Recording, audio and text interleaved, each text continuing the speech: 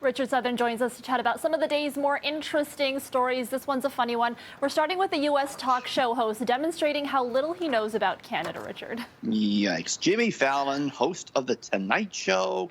He had a bit of a gaffe last night, Erica, and it involved Toronto area grocery store chain No Frills. Now, you might remember, I think it was last September, No Frills put out a musical album. It was an actual album, but it was just like a marketing stunt for the company. They had some commercials where they played their songs and what have you. Anyways, Jimmy Fallon, he does the segment all the time, like Jimmy's songs that you should pass on, and he thought this album was real from No Frills. Take a look at this.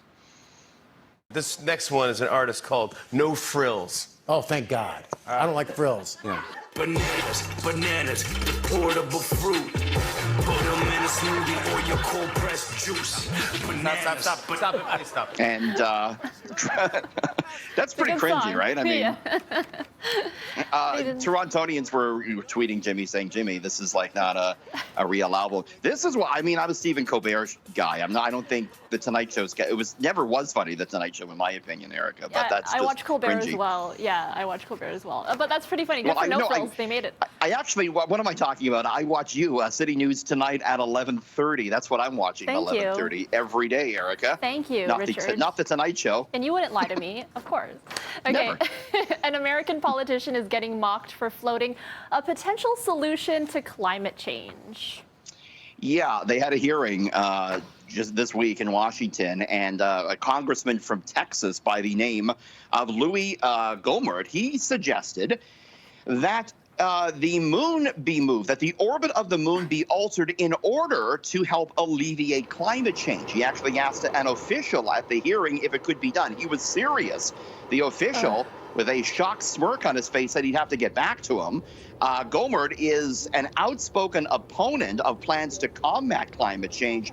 He says he does not believe it is a man-made problem, even though the science is, as we know, overwhelming, that there is no doubt that greenhouse gas emissions are overwhelmingly responsible for the warming of the Earth. One Democrat, Erica, tweeted jokingly that perhaps he should call Captain Marvel. I mean, or Superman, right?